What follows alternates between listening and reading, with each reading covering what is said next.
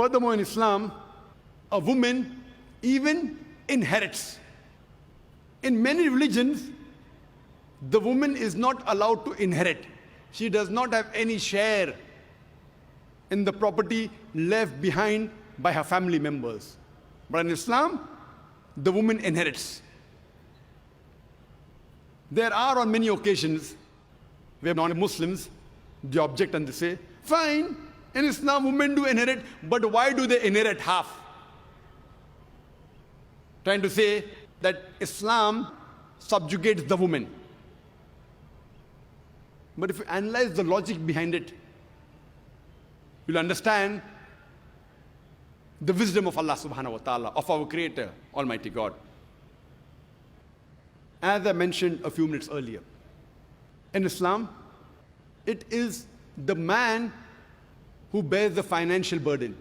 Before woman is married, it is the father and the brother. After she's married, it is the husband and the son who looks after her lodging, boarding, clothing, and all financial aspects.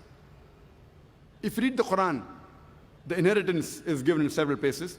In Surah Baqarah, chapter number 2, verse number 180. In Surah Baqarah, chapter number 2, verse number 240. In Surah Nisa, chapter number 4, verse number 79. In Surah Nisa, chapter number 4, verse number 19. In Surah Nisa, chapter number 4, verse number 33. In Surah Ma'idah, chapter number 5, verse number 106 to 108. In several places. But the most specific share division is given in Surah Nisa, chapter number 4, verse number 11 and 12. Where it says that Allah subhanahu wa ta'ala has ordained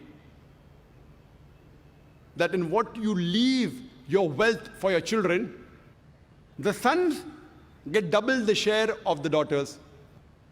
If only daughters, 2 or more, they share into third. If only one, she gets half.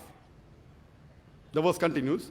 In what you leave for your parents, each get 1/6 if you have children. The mother gets 1/3 if there are no children. And the verse continues. In what your wives leave for you, you get half if there are no children. You get 1/4 if there are children. What you leave for your wives, they get 1/4 if there are no children. They get 1/8 if you have children. Don't confuse yourself. Go back home, open the Quran, Surah Nisa, chapter 4, verse number 11 and 12. Easy. I do agree that most of the times, the women inherit half the amount what the men inherit. But there are occasions when they inherit equal. For example, 1/6 both for the parents, for mother and father, if they have children. But if they don't have children, mother gets 1/3. That means double than that of the father. But I do agree with you, as a whole, most of the times, the woman inherit half. Son gets double than that of the daughter. Husband gets double than that of the wife, most of the time. What is the logic behind it? The logic is, as I mentioned, since man is the person who takes the financial burden, and suppose there's a person who dies, and after giving the shares of the other people, if $150,000 or 150,000 rupees is balanced for the children, after giving the shares of the other relatives, if $150,000, 150,000 rupees is balanced, and that man has got one daughter and one son, the son will get $100,000 or 100,000 rupees, and the daughter will get $50,000 or 50,000 rupees. People will say injustice. Why did the daughter get half? But the logic behind it is, the man has the financial burden. I'm asking you a question, would you want to inherit $100,000 or 100,000 rupees and spend 80 or 90% of that, what you have inherited, on the family if you are a man? Or would you prefer inheriting $50,000 or 50,000 rupees and not spending a single penny or single paisa on the family? If you are a man and if you inherit $100,000, 100,000 rupees, maybe 80 or 90% goes on the family. What is left with you? 10,000, 20,000 rupees or dollars. If you're a woman, you get $50,000 or 50,000 rupees, 100% you keep for yourself. So would you prefer inheriting 100,000 and keeping only 10, 20,000 with you, or would you prefer inheriting 50,000 and keeping everything with you?